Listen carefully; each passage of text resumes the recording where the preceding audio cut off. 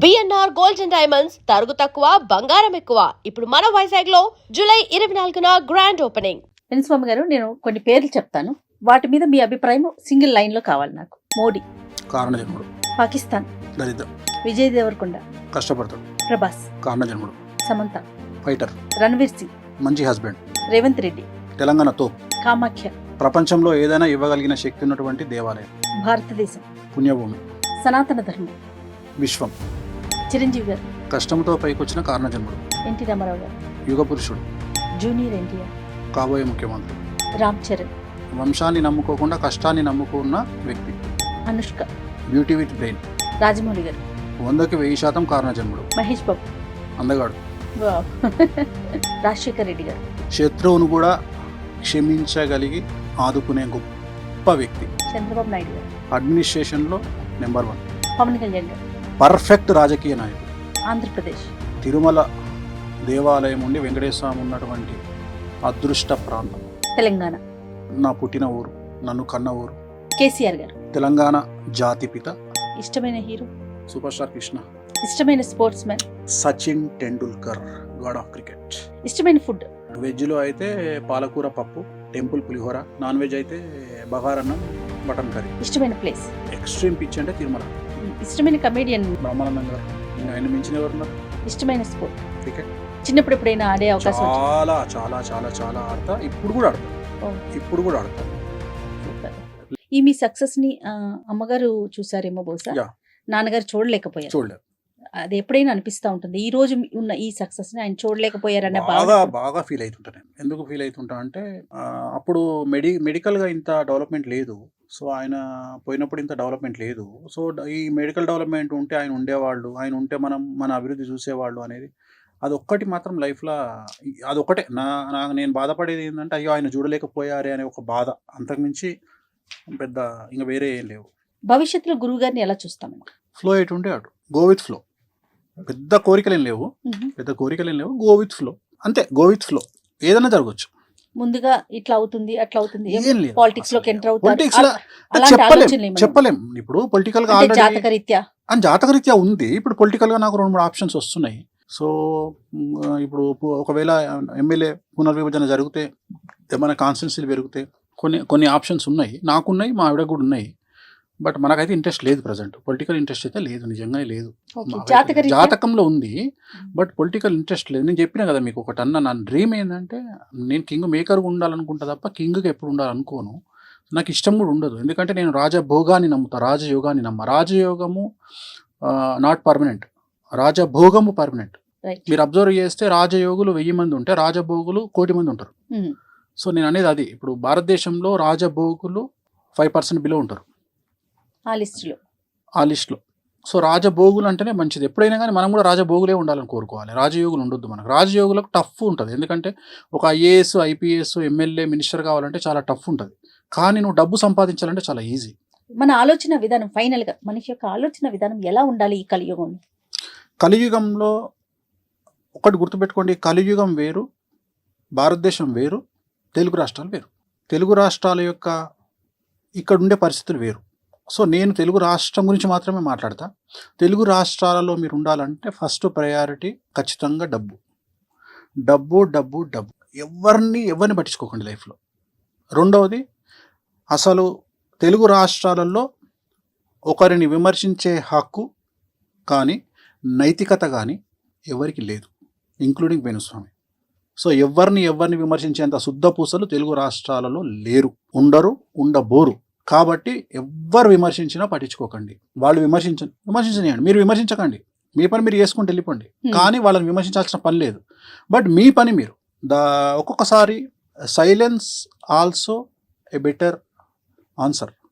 So సైలెన్స్గా ఉండడం ఆన్సరే. No message is a message. ఒకసారి మెసేజ్ ఇవ్వకపోవడం కూడా మెసేజ్ అవుతుంది.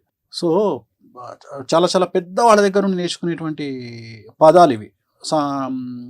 పివి నరసింహారావు గారు ప్రధానమంత్రిగా ఉన్నప్పుడు బాబ్రీ మసీదును కూలగొడుతున్నప్పుడు ఆయన ఫోను, అప్పుడు ల్యాండ్ ఫోన్ ఉండేది, ఆయన ఫోన్ ఎత్తకుండా సైలెంట్గా కూర్చున్నప్పుడు అప్పుడు ప్రసాద్ గారు ఆయన దగ్గర సెక్రటరీగా పనిచేస్తున్నటువంటి ప్రసాద్ గారు టీటీడీ ఈవోగా పనిచేసిన అతను వచ్చి, సార్ ఏంది సార్ మీరు అంత పెద్ద హంగామా జరుగుతుంది బాబ్రీ మసీదులో, మీరేమో సైలెన్స్గా ఉన్నారు, ఏంది పరిస్థితి అంటే, అరే సైలెన్స్ కూడా ఒక నిర్ణయమేరా బాబు అని చెప్పారంట పెద్ద ఆయన. సో అట్లా ఒక్కొక్కసారి సైలెన్స్ కూడా ఒక నిర్ణయం. ఎప్పుడు నెగ్గాలో కాదు, ఎప్పుడు తగ్గాలో, అలాంటివి కూడా తగ్గడం నేర్చుకోండి. నేను చెప్పదలుచుకున్న పాయింట్ ఏంటంటే, మరీ ముఖ్యంగా ఆడవాళ్ళ దగ్గర తగ్గడం వల్ల లైఫ్ చాలా బాగుంటుంది. సూపర్. అర్థమైందా? రాముడు భార్య మాట విని జింకను తేవడానికి పోయిండు.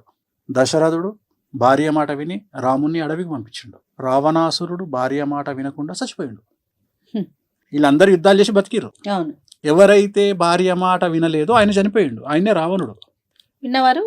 సో కలియుగంలో నేనేమంటా అంటే, ఎక్కువగా స్కోప్ అమ్మాయిలకి ఇచ్చి, భార్యలకి ఇచ్చి, బిడ్డలకి ఇచ్చి, తండ్రులకి ఇచ్చి, ఎక్కువ మన జీవితంలో ఎక్కువ స్పేస్ ఆడవాళ్ళకి ఇవ్వడం వల్ల, వాళ్ళకు ఇంపార్టెన్స్ ఇవ్వడం వల్ల ఫ్యామిలీలు బాగుంటాయి అనేది నా ఉద్దేశం. ఎందుకంటే ఇది గ్రహచారం గురించి మాట్లాడుతున్నాను, వ్యక్తిగతంగా మాట్లాడలేదు. సో ఆడవారికి ఇంపార్టెన్స్ పెరుగుతున్న సందర్భంలో, ఏ ఇంట్లోనైతే ఆడవారు ఏడవరో, ఏ ఇంట్లోనైతే ఆడవారు ఆనందంగా ఉంటారో, ప్రశాంతంగా ఉంటారో, ఆ ఇల్లు డబ్బుకు, ఐశ్వర్యానికి నిలవుగా ఉంటుంది. ఇంట్లో సాధారణంగా మీరంతా జ్యోతిష్యం వైపు ఉంటారు. వాణి గారు ఆవిడంతా సంగీతం, మ్యూజిక్. కలుసుకుంటే ఎక్కువగా ఎలాంటి విషయాలు డిస్కస్ చేస్తారు కామన్గా? ఇవి రెండు వదిలేసి పర్సనల్ విషయాలు ఉంటాయా, కుటుంబ విషయాలు? నాకు కోపం రాదు. సో జనరల్గా మేము ముగ్గురం కలుసుకుని, నేను, మా ఆవిడ, మా పాప కలుసుకునేది డైనింగ్ టేబుల్. నేను డైనింగ్ టేబుల్ దగ్గరికి పోగానే మా పాప, మా ఆవిడ ఇద్దరు ఈ డైరెక్షన్లో ఉంటారు, నేను ఈ డైరెక్షన్లో ఉంటా. వీళ్ళిద్దరు యుద్ధం స్టార్ట్ చేస్తారు. వాళ్ళు కంప్లైంట్లు అన్నీ ఈవిడిస్తుంటుంది, ఈవిస్తుంటుంది నాకు. నేను చివరికి తిన్న తర్వాత వాళ్ళు ఏముండిరు అని అడుగుతాను. నేను తిన్న తర్వాత అంటే నా మొత్తం మైండ్ వీళ్ళు ఇద్దరు తినేస్తారు. అంటే నాకు ఓన్లీ వాళ్ళు, మేము ముగ్గురం కలిసేది డైనింగ్ టేబుల్.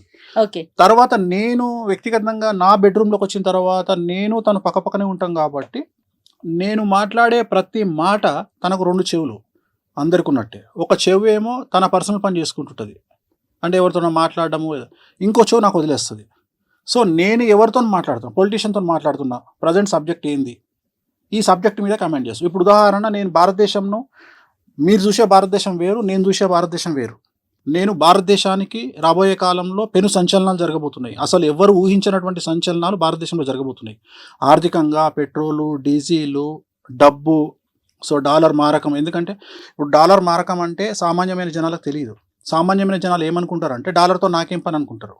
కానీ ఇక్కడ 100 రూపాయలు, 110 రూపాయలు ఉన్న నూనె 170 రూపాయలు అయింది వాళ్ళ, రేపు 400 అవుతుంది ఇంకో సంవత్సరంలో. సో ఇవన్నీ సామాన్యులకు తెలియదు. నేను ఈ డిస్కషన్ చేస్తున్నప్పుడు తను మొత్తం క్యాప్చర్ చేస్తుంటుంది నా డిస్కషన్ అంతా. నేను పొలిటీషియన్తో మాట్లాడుతున్నప్పుడు, ఒక పొలిటీషియన్తో ఒక ఎమ్మెల్యేతో మాట్లాడుతున్నా, ఒక ఎంపీతో మాట్లాడుతున్నా, లేకపోతే ఒక సీనియర్ జర్నలిస్ట్తో మాట్లాడుతున్నా, ఒక విశ్లేషకులతో మాట్లాడుతున్నా.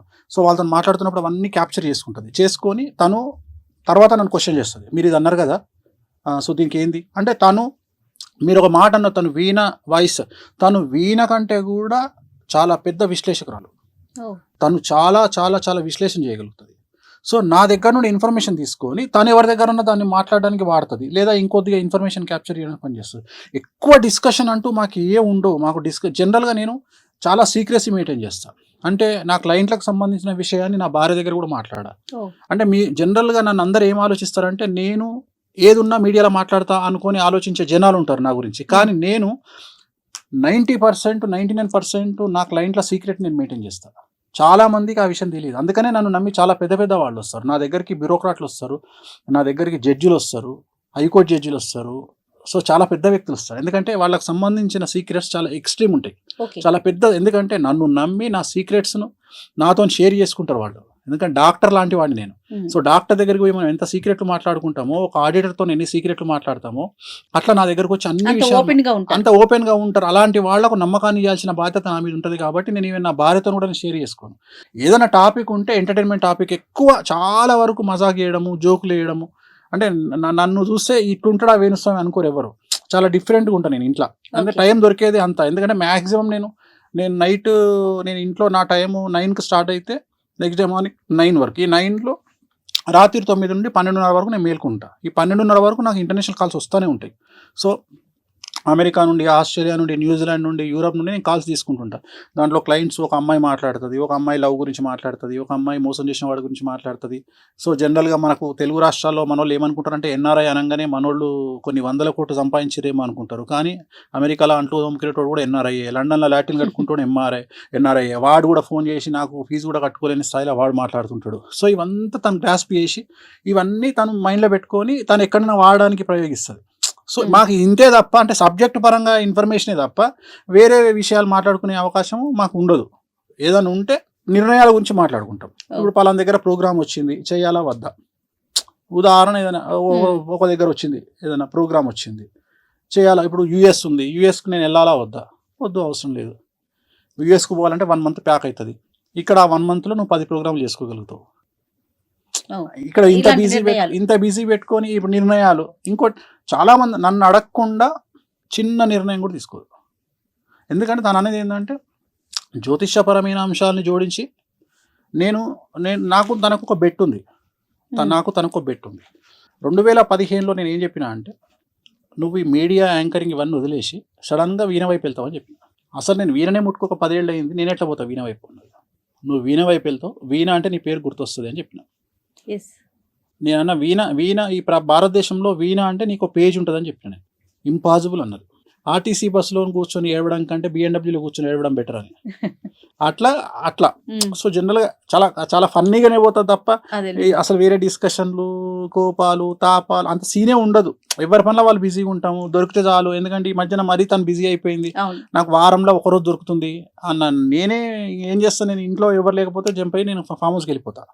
ఎందుకంటే పాప కూడా తనతో పాటే ఉంటుంది, తన డేట్లు చూసుకుంటుంది. సో ఇద్దరు బిజీ అయిపోయినరు. సో అందుకని నేను మ్యాక్సిమం సో ఒక ఫన్ అట్మాస్ఫియర్ ఇంట్లో ఎప్పుడు నేను ఎక్కడున్నా అట్లనే ఉంటుంది. నేను ఎవరి దగ్గర ఉన్నా అంత కామెడీగా, అంటే ఈ ఆఫ్ స్క్రీన్ నేను డిఫరెంట్గా ఉంటా కొద్దిగా, ఆన్ స్క్రీన్ వేరే. నేను కెమెరా స్టార్ట్ కాగానే నాకు తెలియదు స్వామి ఏం చేస్తాడో అట్లా మాట్లాడతా. కానీ ఆఫ్ స్క్రీన్ నేను చాలా ఫన్నీగా, చాలా కూల్గా, చాలా ప్రశాంతంగా మాట్లాడుతూ ఉంటాను. అసలు అగ్రెసివ్నెస్ ఉండదు.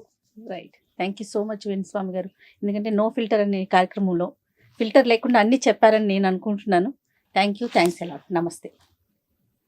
And for more videos, Please subscribe to iDream. Please subscribe to iDream. Please subscribe iDream. And please subscribe to iDream. For more videos, subscribe to iDream.